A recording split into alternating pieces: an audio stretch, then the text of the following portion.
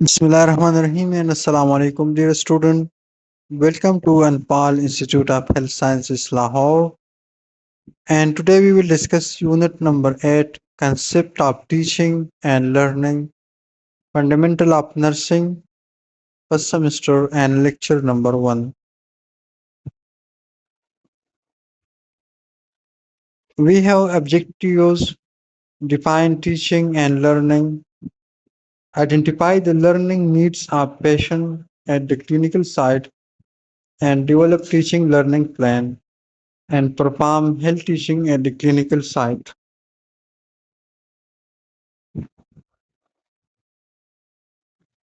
Now we have some basic definition for teaching and learning. What is teaching and what is learning, and what is the difference between teaching process and learning process?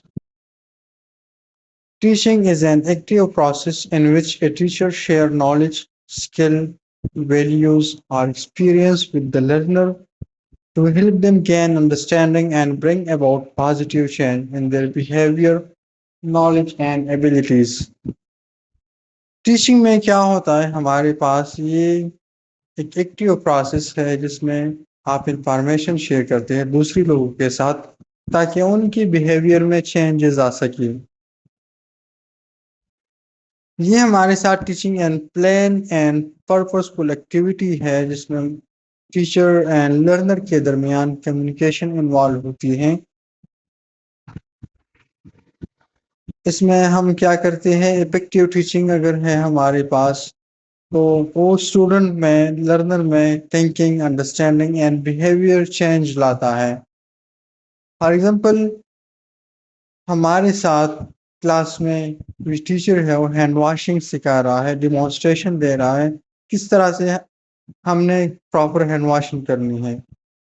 तो जब student उस तरह से hand washing करते हैं तो उनके behaviour में चेंजेस आ जाता है और उनका हैंड वॉशिंग का पूरा तरीका चेंज हो जाता है। नेक्स्ट हमारे साथ है learning. Learning is the process of assimilating information with a resultant change in behavior, or learning refer to relatively permanent change in behavior resulting from practice और experience। लर्निंग में हमारे साथ क्या होता है, ये कंटिन्यूस प्रोसेस है जिसमें हम स्टडी के जरिए, ऑब्जर्वेशन के जरिए, प्रैक्टिस या एक्सपीरियंस के जरिए अपने बिहेवियर में, अपने स्किल में, नॉलेज में परमानेंटली चेंजेस लाते हैं। फॉर एग्जाम्पल एक न्यू बच्चा है 6-7 साल का, वो बाईसाइकिल सीखना चाहता है, वो डेली प्रैक्टिस करता है थोड़ा थोड़ा, तो 1 महीने बाद, 2-3 हफ्ते बाद ऐसा पेज आ जाता है जबकि वो कॉन्फिडेंटली साइकिल अब चला चला सकता है। तो ये जो है ना, परमानेंट चेंज आ गया लर्निंग बिहेवियर में उसकी, फ्रॉम प्रैक्टिस रेगुलरली।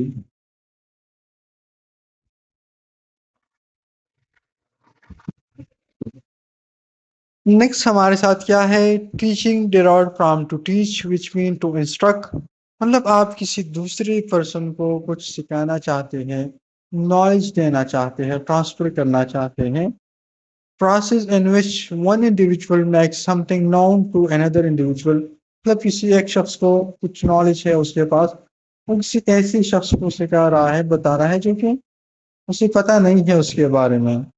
टीचिंग हमारे साथ एक बाइपोलर प्रोसेस है जिसमें टीचर और स्टूडेंट की इन्वॉल्वमेंट होती है, और ट्राइपोलर प्रोसेस भी हो सकता है जिसमें टीचर, स्टूडेंट और सोसाइटी या जो करिकुलम है, जो स्लाइड्स हम बुक्स हम रीड करते हैं, वो सारी चीज़ें शामिल हो जाती हैं। Teaching learning process is a planned interaction that promote behavioral change that is not a result of maturation or coincidence। इस तरह हमने पिछली स्लाइड में बात की है, हमारे साथ एक प्लान इंटरेक्शन होता है इसमें हम दूसरे लोगों की बिहेवियर में चेंजेस लाने की कोशिश करते हैं, और वो मेच्योरेशन से जब बंदा बड़ा हो रहा हो या कोई इंसिडेंटली खुद बहुत नहीं हो जाती। टीचिंग प्रोसेस में हम क्या करते हैं, प्लानिंग करते हैं, फिर उस प्लानिंग को इम्प्लीमेंट करने की कोशिश करते हैं, लास्ट में उसको इवालुएट करते हैं।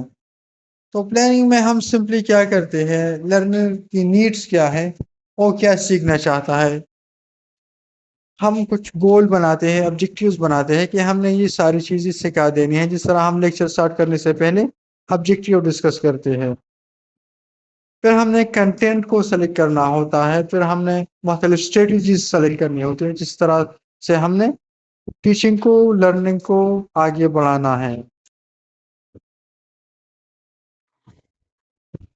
हमने जो हमारे पास मटेरियल अवेलेबल है उसकी अवेलेबिलिटी के बारे में सोचना है कि हमारे स्लाइड से हम डिस्कस करेंगे, या हमने बुक के ज़रिए या किसी और चीज़ के ज़रिए, वाइट बोर्ड के ज़रिए हमारे पास कौन कौन से मटेरियल अवेलेबल है, टाइम कितना है हमारे पास, कौन सी स्ट्रेटजी हम अप्लाई कर सकते हैं, टीचर हमारे साथ कौन कौन है। ये सारी चीज़ें हम अपने जहन में रख के फिर प्रिपरेशन करते हैं। नेक्स्ट हमारे साथ है इम्प्लीमेंटेशन फेज। इम्प्लीमेंटेशन में हमने जो प्लान रेडी किया है, प्लान तैयार किया है, किस तरह से हमने इसको आगे लेकर जाना है, और हम इम्प्लीमेंट करते हैं, लागू करते हैं क्लास में, लेक्चर हॉल में, ताकि हमारे जो ऑब्जेक्टिव है उसको हम अचीव करें। एंड लास्ट में हम इसको इवालुएट करते हैं, स्टूडेंट से क्वेश्चन करते हैं, टेस्ट लेते हैं, उनसे डिस्कशन करते हैं कि आया हम जो ऑब्जेक्टिव देना चाहते थे वो हमारी कंप्लीट हो गई या नहीं, उनके बिहेवियर में चेंजेस आया कि नहीं, उन्होंने कुछ नया सीखा या नहीं। एंड लास्ट में हम फीडबैक लेते हैं, रिफ्लेक्शन लेते हैं लर्नर से कि किस तरह से आप लोगों ने हमसे कुछ सीखा, उसमें क्या चेंजेस ला सकते हैं, आया हमारा जो तरीका था वो इफेक्टिव था या नहीं, उसमें हम डीपली जाते हैं। ठीक है। एंड नेक्स्ट हमारे साथ है लर्निंग। लर्निंग जिसे भी हमने डिस्कस किया, ये हमारे साथ इंटेंशनल या अनइंटेंशनल होता है, ये एक इंडिविजुअल एक्टिविटीज है। जब वो एक्सपीरियंस करता है तो उसकी बिहेवियर में उसकी वजह से चेंजेस आ जाती है, जिस तरह मैंने बाईसाइकिल का मिसाल आपको दे दिया। लर्निंग पर हम मुख्तलिफ तरीकों से कर सकते हैं। कोई शख्स जो है ना देख के कुछ सीखता है, उसे विजुअल लर्नर कहते हैं, लर्न बाय साइट। कोई शख्स जो है ना उसे सुनना अच्छा लगता है, वो ऑडिटरी लर्नर होता है, उसी लर्निंग सुनाई में, बातें सुनने में, लेक्चर सुनने में अच्छा लगता है। और आपने ऐसे भी लोग देखे होंगे जो टेक्टाइल लर्नर या काइनेस्टेटिक लर्नर होते हैं, लर्न बाय टच। वो जब प्रैक्टिकली परफॉर्म करते हैं किसी चीज को तो उसको अच्छा लगता है, वो जल्दी सीख जाता है। ठीक है। विजुअल लर्नर क्या होता है? Let me see it. वो पिक्चर पसंद करता है, स्लाइड में, बुक में, डायग्राम पसंद करता है, वीडियो पसंद करता है, आप उसे डिमॉन्स्ट्रेशन करके दिखाए। ठीक है। तो उसे मैप्स, चार्ट, ये सारी चीजें पसंद आती हैं। ऑडिटरी लर्नर क्या कहता है? Let me hear it. Oh prefer to hear information spoken. ठीक है। Can observe a lecture with little effort, may not need careful notes to learn। उसे क्या करना पसंद है? सुनना। ठीक है। उसके जरिए वो अच्छी तरीके से सीख पाता है। Tactile or kinesthetic learner mean let me experience it। उसे प्रैक्टिकली काम करना पसंद है। कोई सिचुएशन है, कोई लेक्चर है और क्लास में ज़्यादा इन्वॉल्व नहीं हो सकता, उसे प्रैक्टिकली काम करना पसंद है, और प्रैक्टिकली ही वो इजीली सीख सकता है। Remember, no matter what your learning style is, it very important to be involved in class, participate।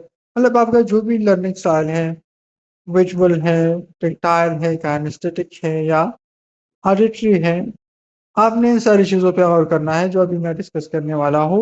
आपने क्लास में इन्वॉल्व होना है, पार्टिसिपेशन करनी है, क्लासरूम का जो एक्सपीरियंस है वो लेना है, अपने जो कंसेप्ट आप सीखते हैं उसकी अपनी लाइफ से कंपेयर करना है, क्वेश्चन करनी है टीचर से, क्रिटिकल थिंकिंग करनी है, क्रिटिसिज्म करना है कि ये किस तरह से हो गया, ये क्यों हो रहा है, आपने क्वेश्चन करनी है। Stimulate further relevant discussion and don't get distracted. Stay on task. Keep on open-minded. There may many ideas beyond your own। ठीक है। नेक्स्ट हमारे साथ है हेल्थ एजुकेशन। हेल्थ एजुकेशन के फायदे क्या है? हम पेशेंट को एजुकेशन प्रोवाइड करते हैं, स्टूडेंट को हेल्थ एजुकेशन प्रोवाइड करते हैं, कम्युनिटी को प्रोवाइड करते हैं, ताकि उनके जो बिहेवियर है वो चेंजेस आ जाए, उनमें चेंजेस आ जाए और अच्छे बिहेवियर अडॉप्ट करें। हमारे साथ एम्स क्या है, मकासद क्या है हेल्थ एजुकेशन के?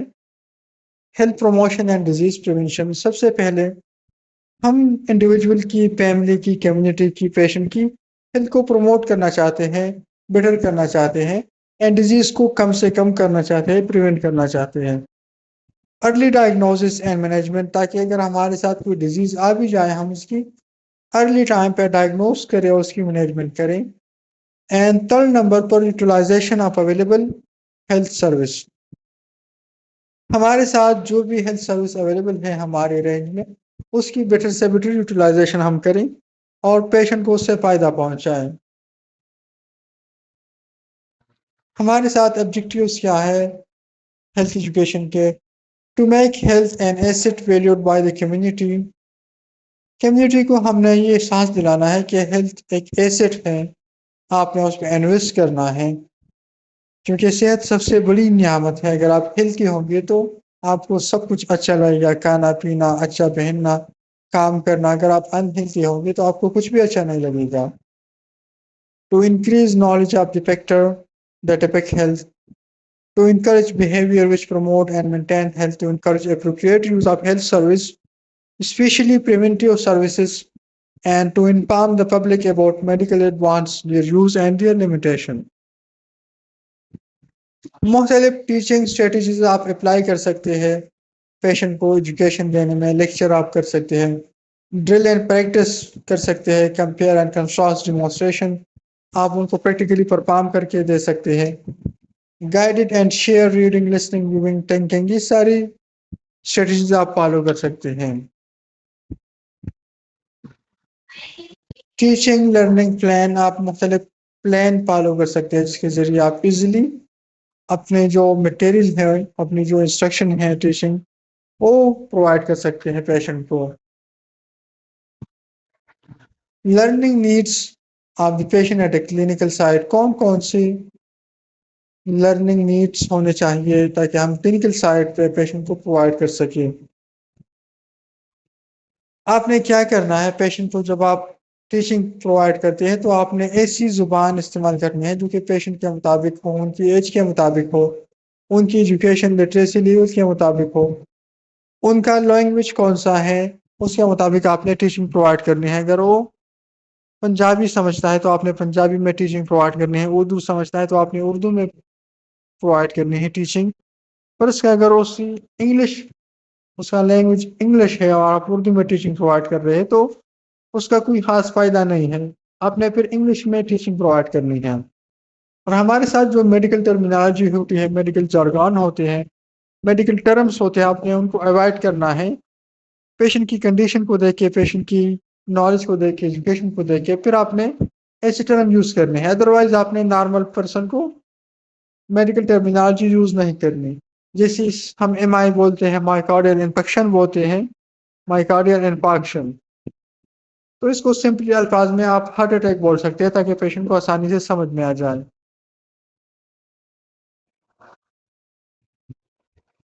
फैमिली मेंबर को आपने इन्वॉल्व करना है क्योंकि वो बहुत बड़ा रोल प्ले करते हैं पेशेंट की हेल्थ के बारे में, पेशेंट की डिजीज के हवाले से।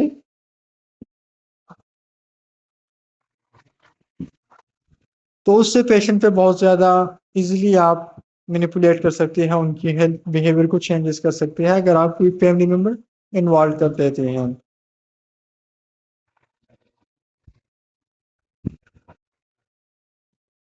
Learning needs of the patient at a clinical site, सबसे पहले आपने पेशेंट की असेसमेंट करनी होती है। क्या चीज़ें ज़रूरी है, हमने कौन कौन सी ऑब्जेक्टिव्स बनानी है, क्या क्या पेशेंट को सिखाना चाहिए। इंडिविजुअलाइज टीचिंग आपने फॉलो करनी है। Safe and effective use of medication, आपने मेडिकेशन के बारे में टीचिंग प्रोवाइड करनी है, गाइडेंस देनी है। मेडिकल इक्विपमेंट या जो सप्लाईज होती है उसके बारे में आपने इंफॉर्मेशन देनी होती है। डाइट एंड न्यूट्रिशन के हवाले से आपने पेशेंट को गाइड करना है। रिहेबिलिटेशन, किस तरह से रिहेबिलिटेशन ट्रीटमेंट होती है। पेन मैनेजमेंट किस तरह से करना है। पर्सनल हाइजीन जो कि बहुत ज़्यादा इंपॉर्टेंट है, उसके हवाले से पेशेंट को गाइड करना है। साइको सोशल के हवाले से किस तरह से सोसाइटी में उसने रहना है, उस हवाले से आपने पेशेंट को गाइडेंस प्रोवाइड करनी है। तो ये था हमारे साथ आज का लेक्चर। इंशाल्लाह कल हम सेकंड लेक्चर प्रोवाइड करेंगे आप लोगों को। तब तक के लिए अल्लाह हाफिज। Thank you very much.